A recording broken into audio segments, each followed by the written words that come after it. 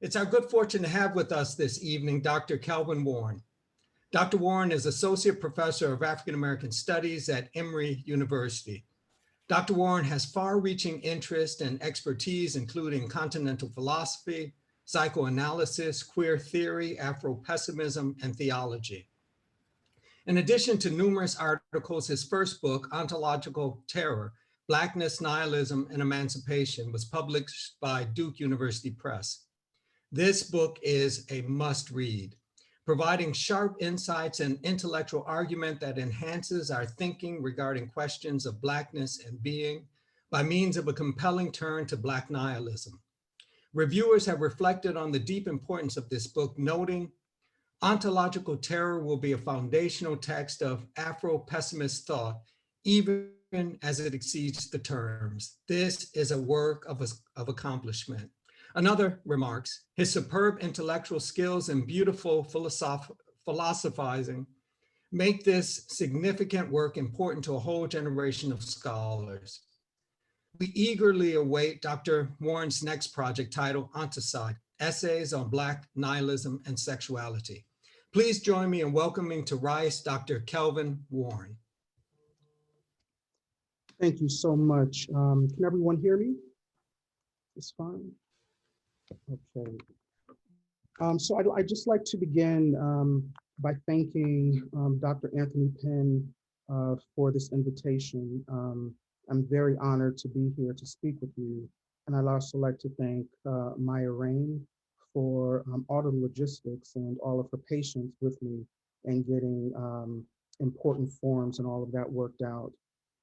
So again, I'd like to thank everyone for being here. I know that you could be anywhere else at this time, listening to anyone else, but it means a great deal to me that you're spending this time with me.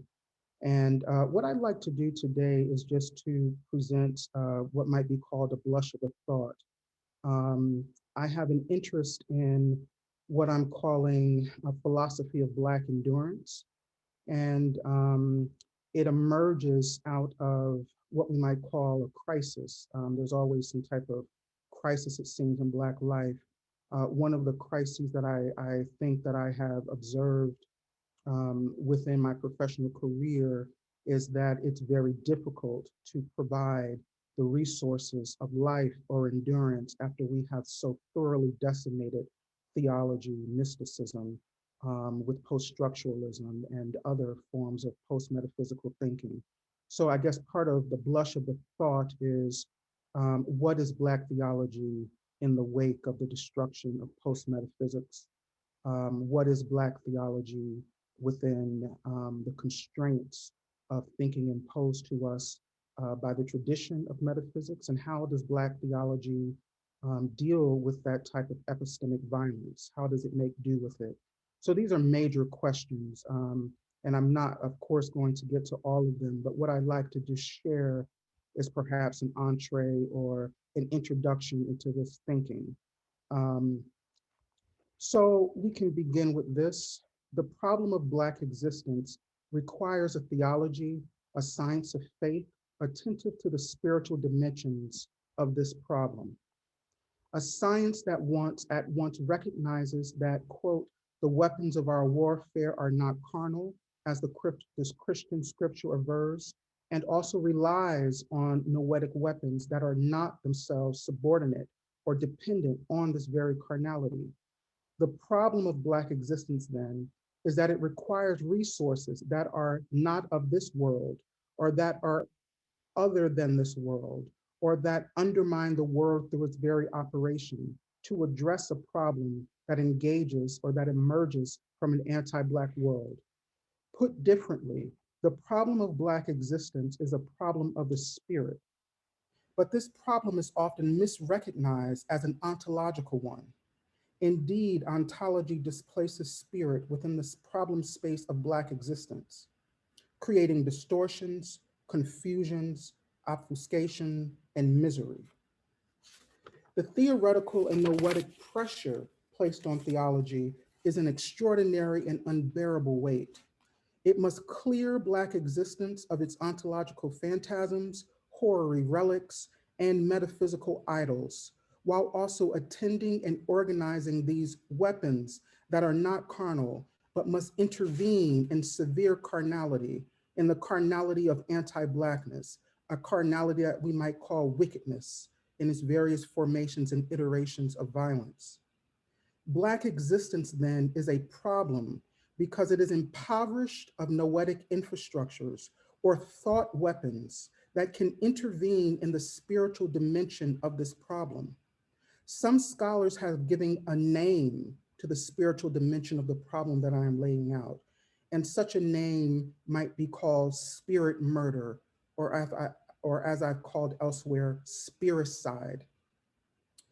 And the spirit murder of Black existence is through the institutionalization of pulverization, routinized humiliation, and terrorism, and deprivation of the necessities of life. Within this matrix of violence, a host of forces collude to attenuate and indeed decimate the spiritual dimension of Black existence, leaving in its wake of destruction an imperiled condition, a body without flesh, or a body disaggregated from the form of life that would give such a body significance in the first place. In spirit murder, this violence is designed to expose the fiction of the Black eye.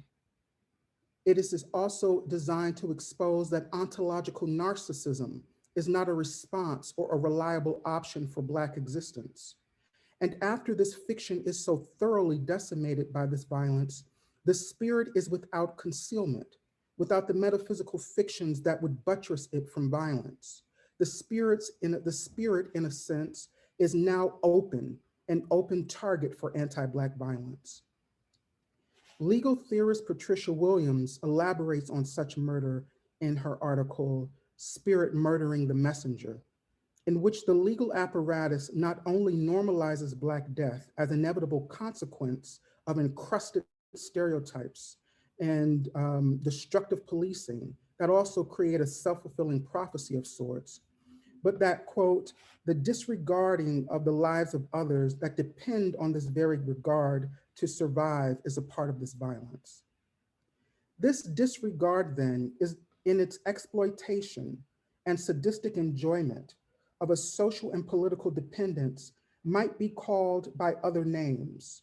Some other names we might give it might be wickedness, is one that I think might be appropriate.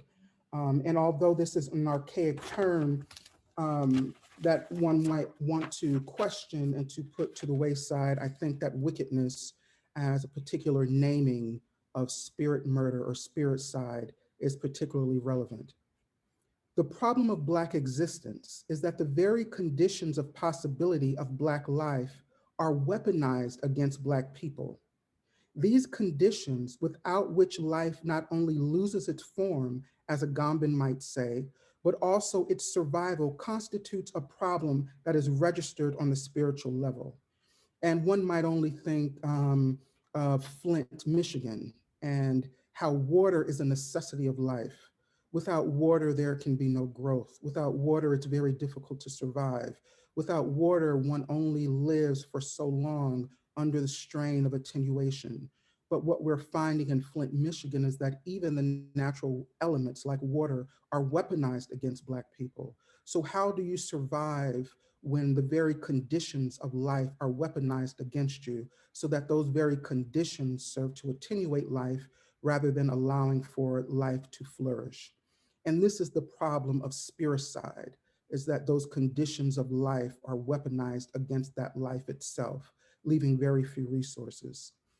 Rereading Patricia Williams then as a para-theologian, if I might borrow J. Cameron Carter's brilliant formulation, we might suggest that the social, political, and legal problems that preoccupy our attention in Black studies and social activism are indeed spiritual homicides that provide the condition for legal and political misery, inequity, and destruction.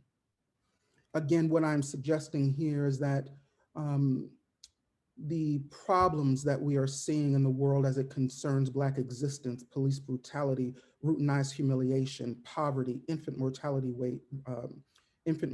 rates, the destruction um, of Black youth, et cetera. All of these problems are really symptoms of a much more um, sadistic and pervasive problem, and this is the problem of spirit murder or spiricide. Rather than patricide, founding society and instituting the law, as Freud would suggest, for Black existence, rather, spirit murder is the original sin of anti-Blackness and modernity. Frantz Fanon might call this the metaphysical Holocaust, in which the cosmological orientations, traditions, and languages become the target of violence. Its objective is to leave Blacks blasted existentially without any spiritual anchorage, other than that permitted by those who would wield power and perpetuate violence in the first place. Spirit murder, then, not only targets the spirit, it attempts to render it attempts to render the spirit fungible, impotent, a metaphysical relic, but it also wants to leave Black existence with no other recourse or no other resource but those that engendered the violence in the first place. The problem of Black existence is how to endure spirit murder, how to protect and cultivate the spirit against the onslaught without relying on the carnal weapons that are responsible for this murder.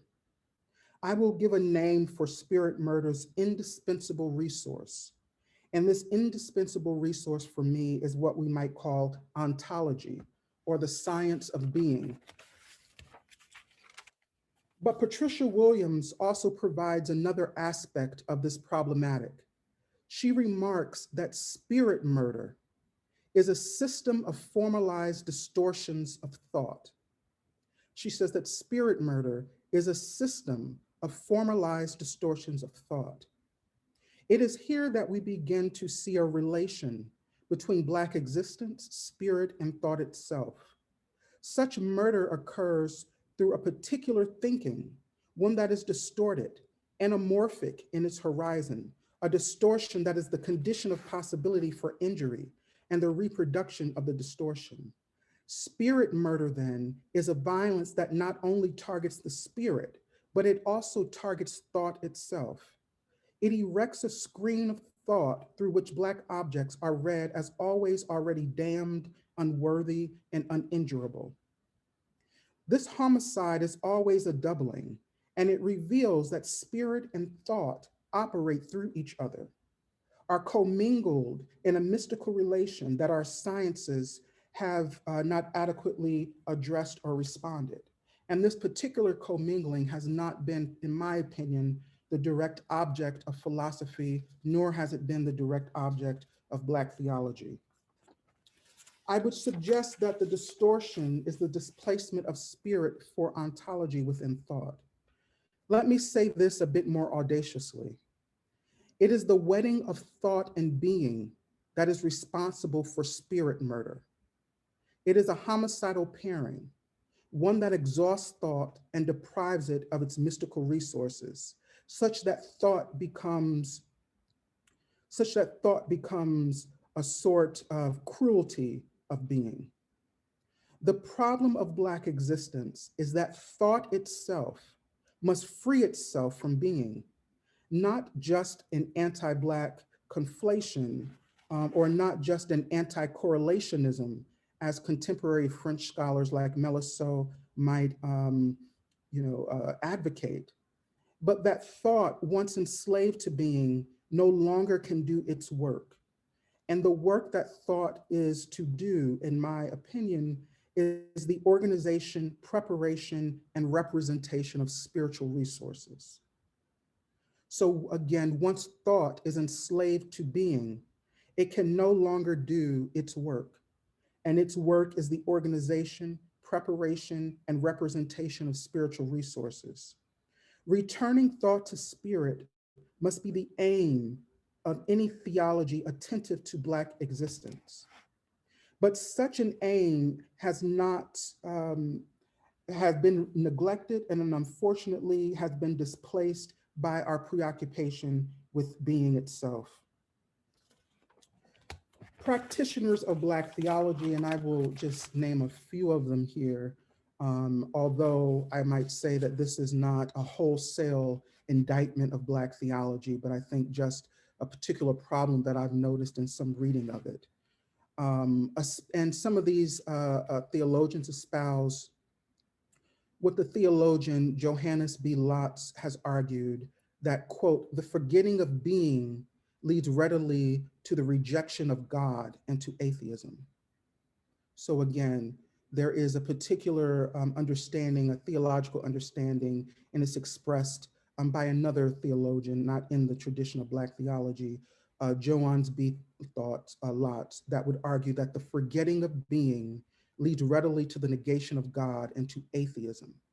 And I think that this understanding of the relation between being and God, and the forgetting of being as also the forgetting of God, serves as the unspoken foundation of a lot of theological work that is supposed to be attentive to the existence of Blackness. By consequence, we can also add that this line of reasoning also would say that the forgetting of being is also the forgetting of spirit. Linking being with spirit not only distorts thinking, the murderous operations of the very pairing itself, but it forces Black existence to rely on a resource that sustains such murderous operations, and this is being. The brilliant theologian Dwight Hopkins, for example, has argued that God is where the human being speaks justice. In this theological iteration, we find the divine where we also find being. And such a location, the cartography of liberation is also to be found. What is it about being, the being of this human, that ensures the presence of the divine will be found there? Is it that a surface location of Black existence that provides an opportunity for us to understand being as an unfolding of God's gift? Is being so much so relied upon that we can only think liberation and freedom through its iteration? In other words, Hopkins situates God within a crime scene, a homicidal enterprise, and suggests that justice and equality is the consequence of such location, but rather than its eclipse. Locating the divine within being or thinking of them interchangeably is a symptom of the problem of Black existence, since anti-Blackness leaves the theologian without any other mystical resources besides being to understand Black liberation, Black endurance, and life. All of these things must be seen and understood through being. Likewise, James Cone argues that, quote, Blackness is an ontological symbol, but such symbolism translates, to my mind, as conceptual idolatry, or the grounding of a concept as the precondition of Black life itself.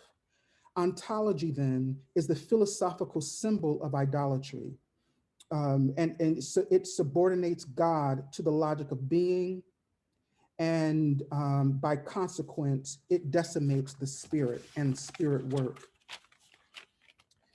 Theologian and philosopher Jean-Luc Marion provides a persuasive and incisive critique of such idolatry.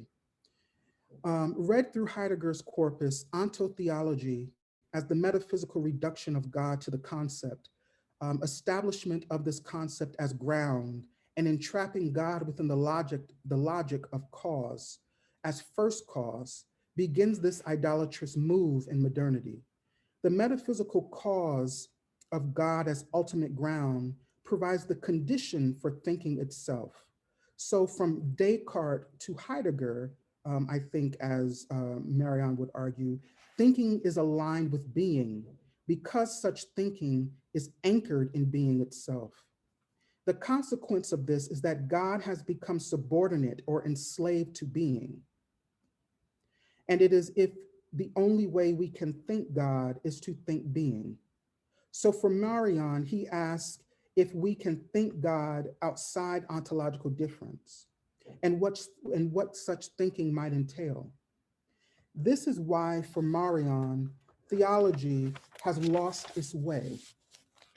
Rather than establishing noetic protocols for thinking about protocols for thinking a God indifferent to the ontological difference, a God that holds such difference in abeyance, and that exposes metaphysics as impotent. Theology, rather, has attempted to do the work of philosophy, which is the thinking of being. By consequence of this, theology has had to think God with being or as being because such thinking could not commence any other way.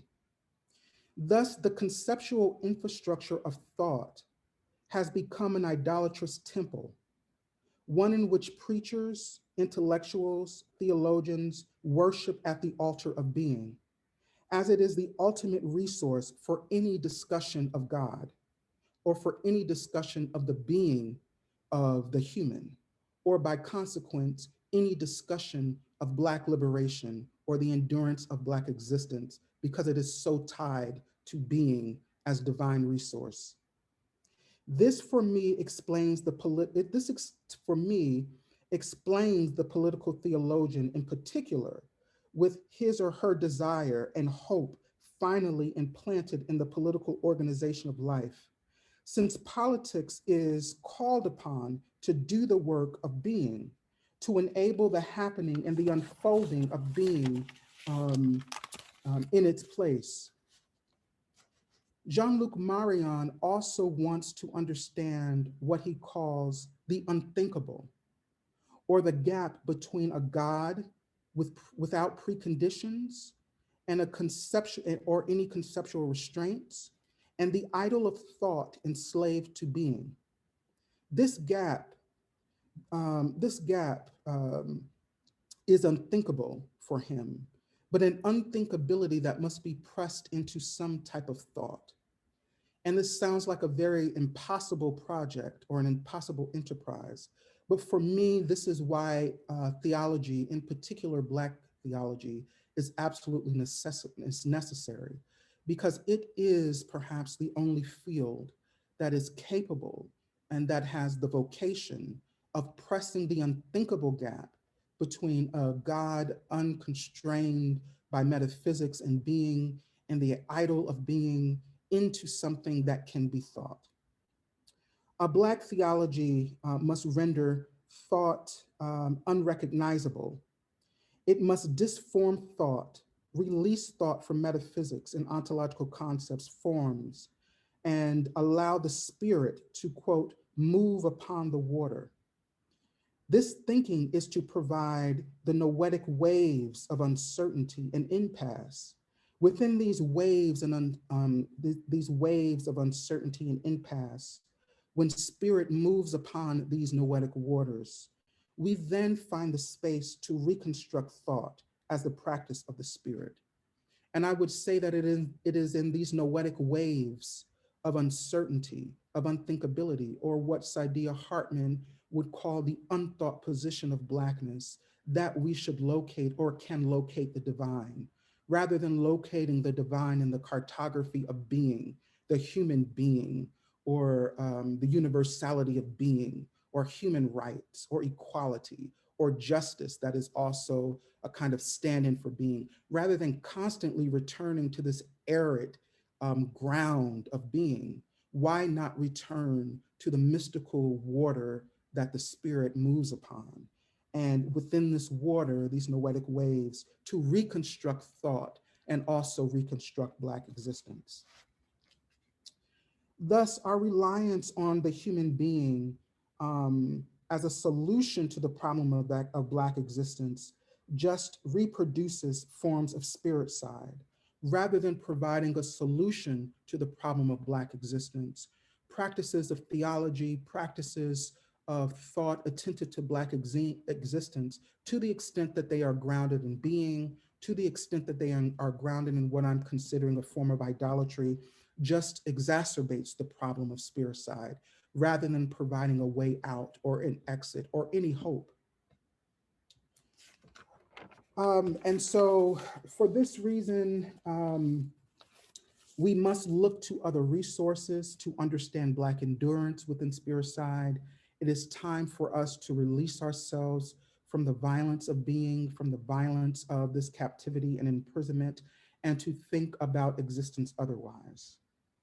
This is why I would encourage all of us to embrace Black nihilism.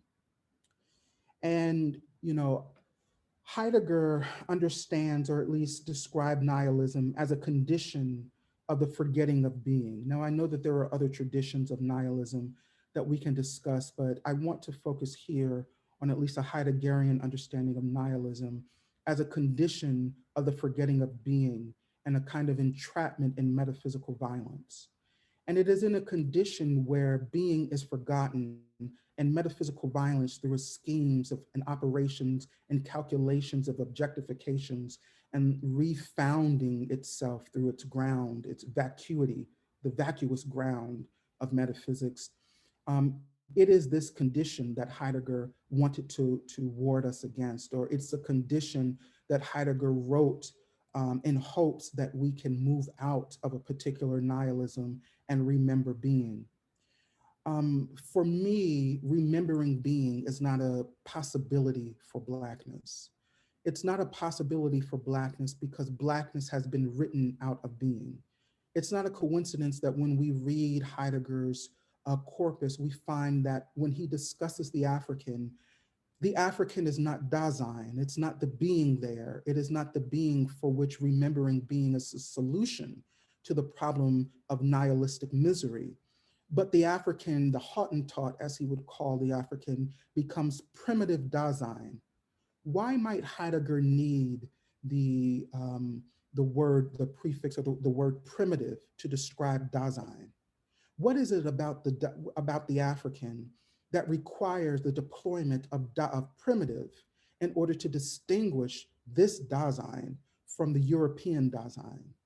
Well, one reason we can have for answering this is because primitive Dasein for Heidegger is thought of as a being that is not conscious of its way of being in the world, or it is a consciousness that does not take the question of being to be its issue, which is the question of Dasein proper. In short, what I'm saying is that primitive Dasein, which is the figuration of Blackness in Heidegger's corpus, is a being that is much like a cow, a horse. It is a sentient being that lives in the world that does not have the question of being as its preoccupation. And thus it needs a guardian.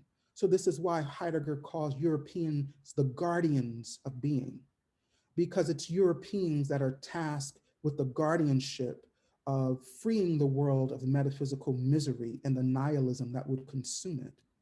But we find in Blackness, because Blackness has been written out of Heideggerian being, Blackness has been written out of the solution that the ontological difference would provide. Blackness requires guardianship. Blackness becomes a particular equipment that Dasein will use on its way to understanding beings unfolding in the world.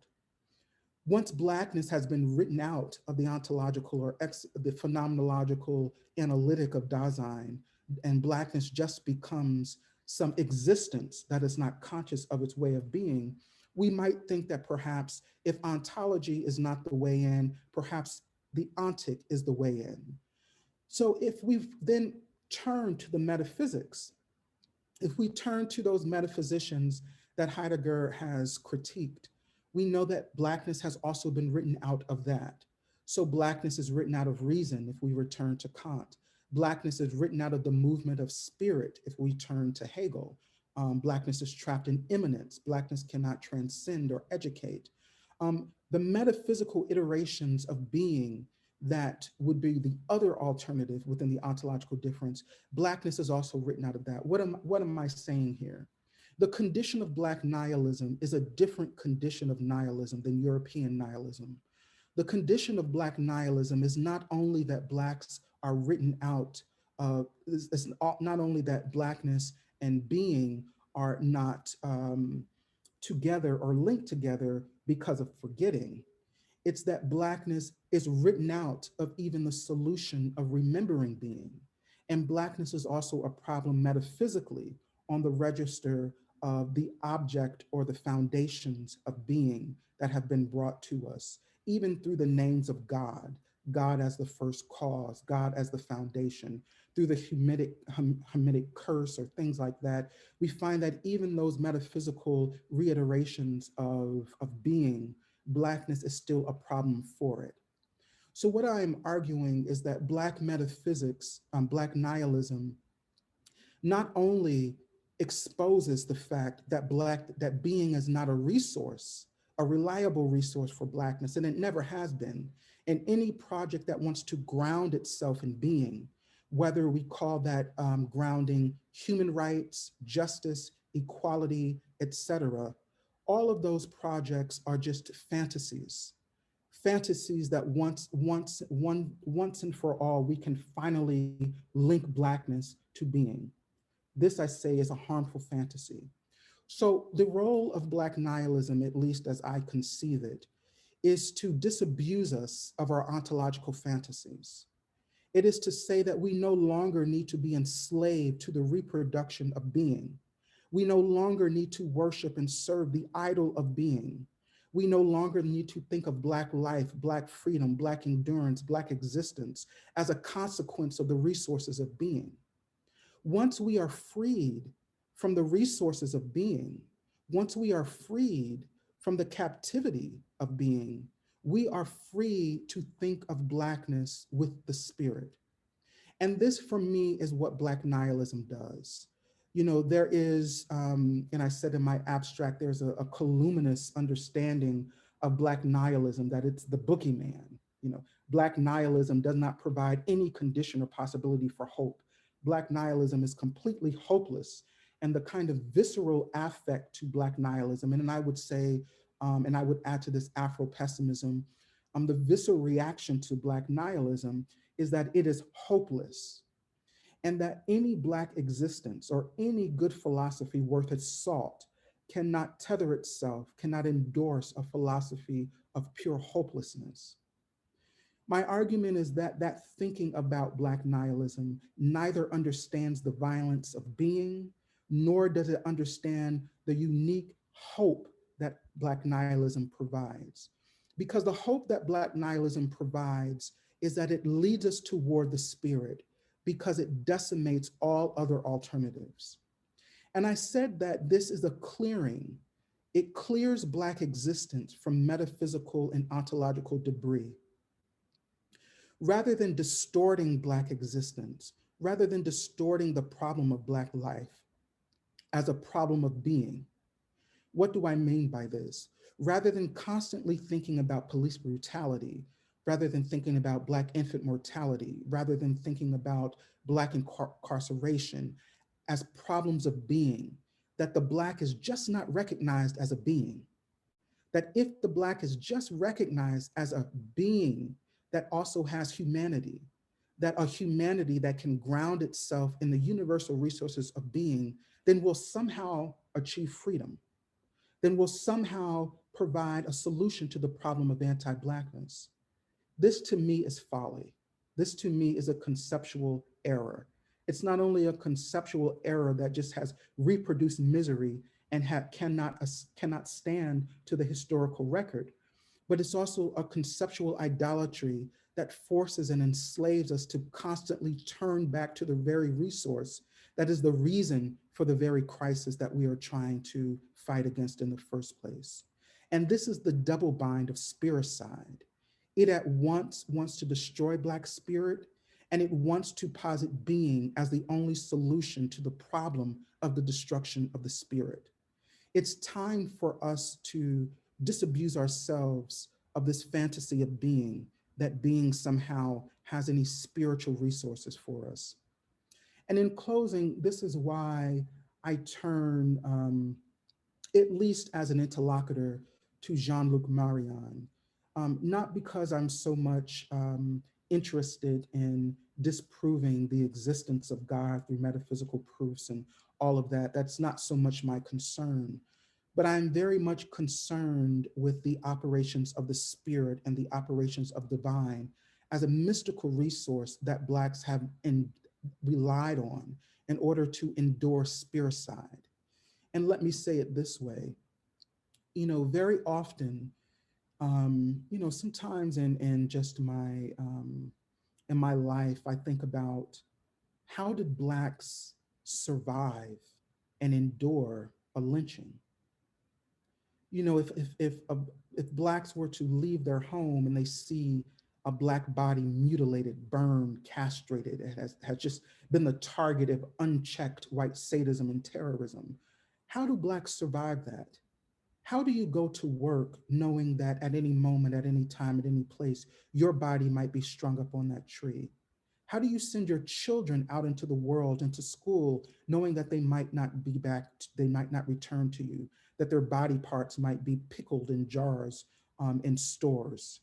How do you go to church at night, knowing that the Klan might surround that church and kill and murder and torture everyone there? What allowed Blacks to endure the institutionalization of spiricide, the polarization of spirit? I argue that it's not being. The theologian, I think, has made a grave error in turning our attention to being as the resource that has allowed Blacks to endure. And in turning to being, the Black theologian has forgotten spirit.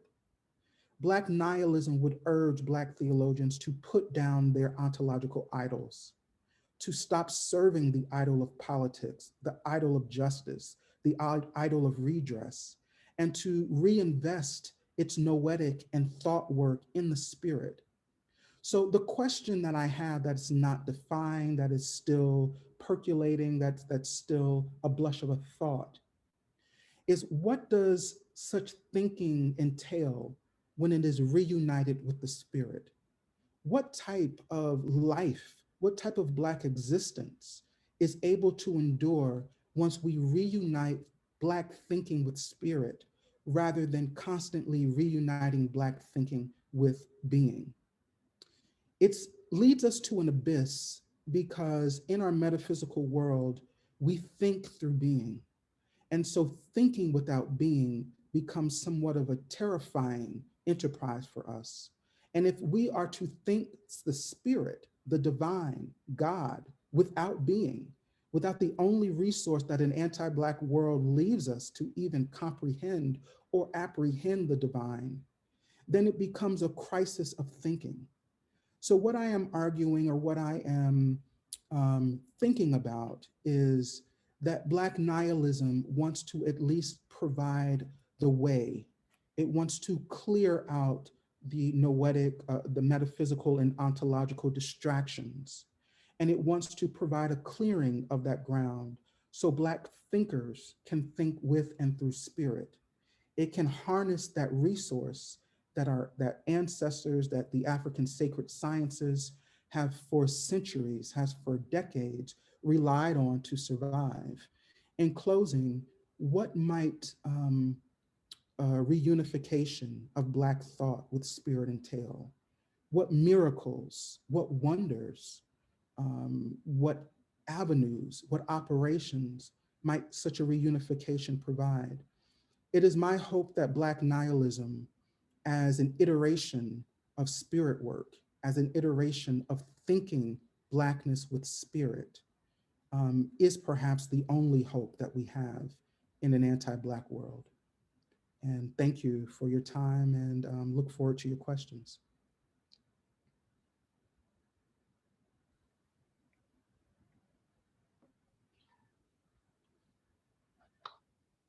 As folks' minds continue to percolate and form questions of their own, a reminder that you can submit those questions via our Q&A chat box, which should be found at the bottom of your screen. As those questions come in and continue coming in, I want to thank Dr. Warren for what I believe, can all agree to be a deeply thoughtful and creatively provocative lecture. To kick us off, again, as questions are coming in to kick us off with an initial opening question, um, you invite us to consider the nature and significance of Black theology and its use, particularly in the wake of the destruction of a post-metaphysics, the ways and the extent to which Black theology might deal with those epistemic violences that pervade Black life, its deathly intimacies, the problem of what you call spiricide. Um, could you speak to the manner by which you reconcile um, your creative, or rather, the ways in which you reconcile your critical disavowal of classical metaphysics and post metaphysics while still making use of theology, or Black theology specifically, what some may understand as a derivative, as a as derivative of a genealogy of classical Western metaphysics? Mhm, mhm. Yeah, that's an excellent question. And it is indeed a methodological double bind. My intention is that Black thinking disforms Black theology. When Black thinking reunites with spirit, it changes what we think of as a theological enterprise. If what we have been doing for so long, and this is my, kind of new reading of Black theology, so please feel free to correct me. But if what Black theology has been doing for so long is that it has been redeeming being, it has been redeeming being as a resource for Black freedom, for Black justice, for Black salvation, then what Black thought is required to do is to disform Black theology from its metaphysical and ontological reliance by separating Black theology from being. Or that's to say that if Black theology is an iteration of Black thought, then if it no longer can rely on being, then it might not look like Black theology the way we know Black theology today.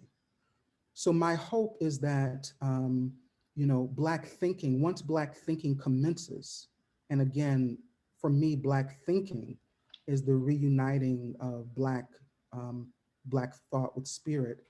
Once Black thinking commences, Black theology will have to um, destroy itself. And what I mean by destroy itself, in a very just, and I'll just say Heideggerian way, just for point of reference, is a severe attenuation and self-consumption of its infrastructure. Destroying metaphysics is what Heidegger attempted to do, not that he would completely eradicate it or completely overcome it, but that he would so readily, severely weaken it so that it would be rendered inoperative. And that is what I'm hoping that Black nihilism or Black thinking can do to Black theology, is to so severely um, render its noetic infrastructure inoperative that it is forced to rely on something else, and so the infrastructure will change. So that was a very long-winded, I'm sorry, way of answering your question. And I think the answer to your question is just that I am fully aware that Black theology is entangled in a romance with metaphysics and ontology. And it's time for Black thinking to destroy that date.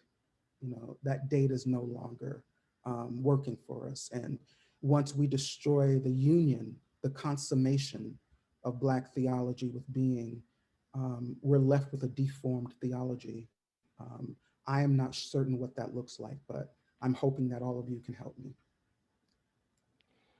No, thank you. I think the generosity in your answer and responding to that question prompts a lot more openings for engagement.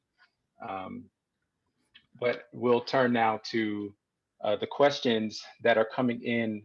Uh, we have a question here. Um, Calvin, this was a wonderful talk. How does Black nihilism respond and or further clarify the Negro spiritual? Quote, "You can cast away my body, but my soul belongs to God," unquote. Moreover, how do you reconcile African cosmological systems distinct from Western Christianity with the problem of being? Mhm. Yeah. Those are, two excellent questions. I think that we can turn to the Negro spiritual. It's very interesting because when I return to the Negro spiritual, you find so much wisdom there. They were fully aware that they couldn't rely on being. It reminds me of that saying, build your hope on things eternal. Do not build your hope in things that are of this world. Being and metaphysics are creations of this world. They are not eternal to the extent that they are not divine. And the authors of the Negro spiritual knew very well, I think, that they could not build their hope or their existence in the infrastructures given to them by this world. They would say that, the joy that I have, the world didn't give it to me. And because the world didn't give it to me, it cannot be taken away.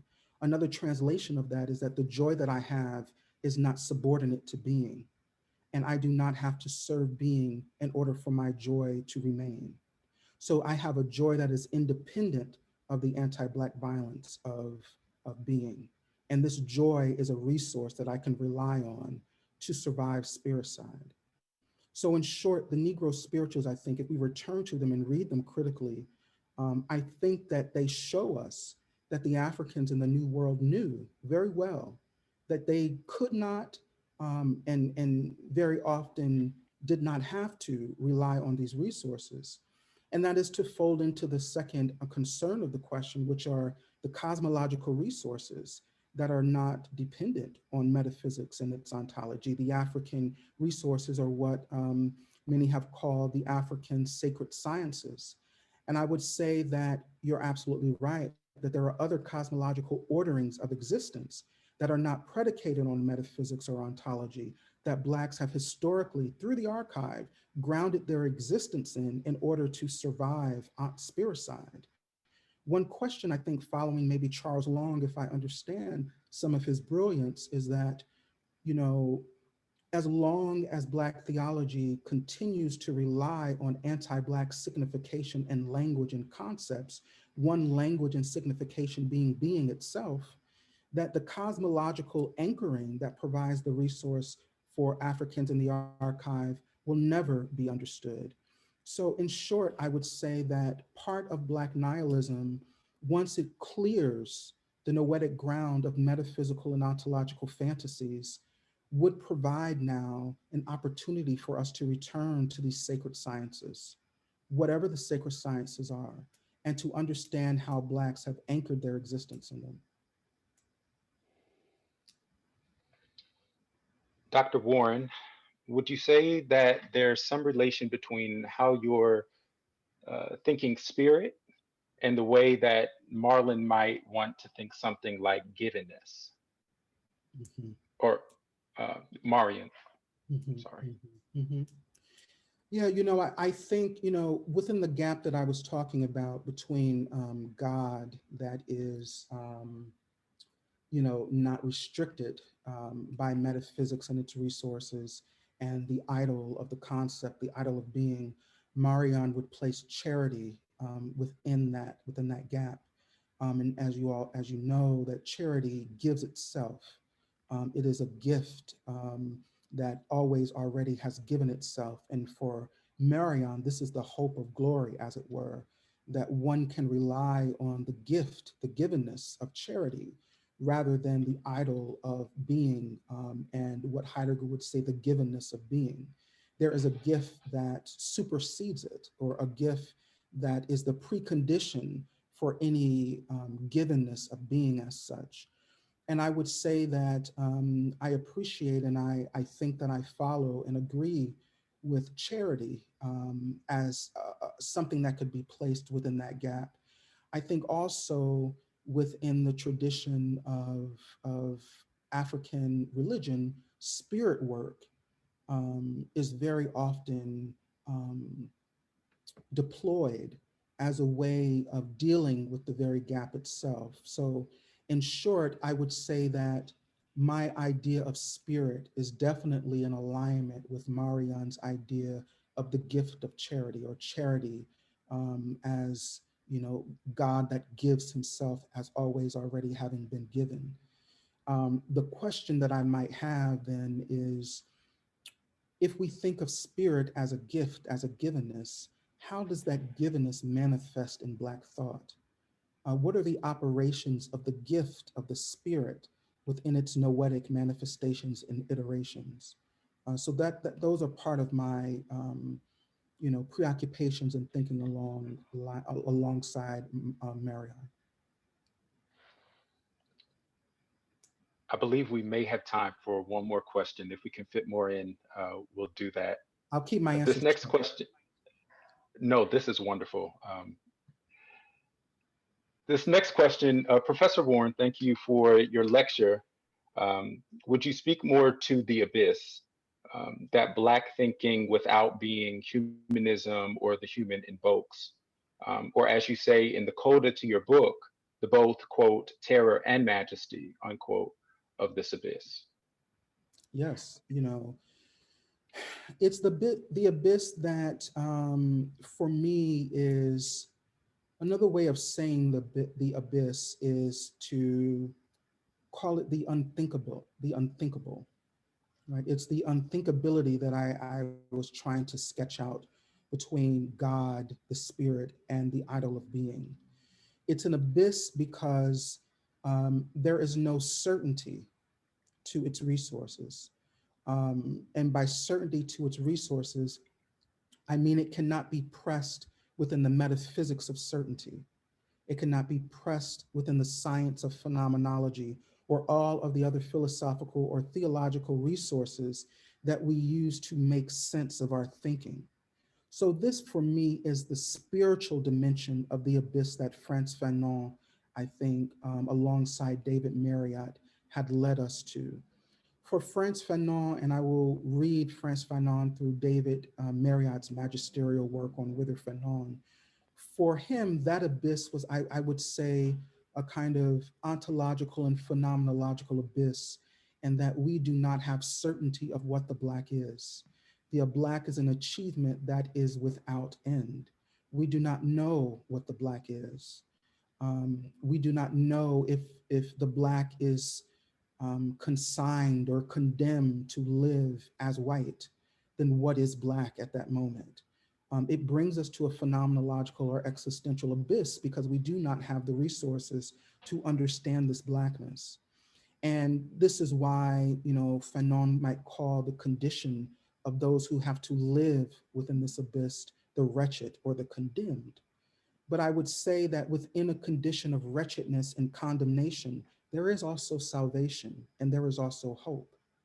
And this salvation and this hope is the spiritual dimension of this abyss. So what I mean by this is that the spiritual dimension of the abyss provides the resources necessary to navigate uncertainty. It provides us with the tools that we need to endure the uncertainty of the phenomenological landscape. When violence is gratuitous, as Afro-pessimism has taught us, what do you ground existence in? If we have dismantled ontology, we've dismantled metaphysics. As some have called me, I've destroyed everything. Okay, so Calvin, you've destroyed everything. What is left of Black existence? The what is left of Black existence is the question of the abyss. The fact that we cannot easily provide answers to it, the why or the how, is an indication that we are in the abyss. So hopefully I'm not talking around your question, but what I want to convey is that, anti-Black violence has placed Black existence in an abyss because it has been so severed from the ontological, phenomenological, epistemic anchoring of the human being. So now what do we do? The answer to the so now what do we do is where Black nihilism hopes to step in. And it can say that if we align our thinking with spirit in the abyss, we can endure it.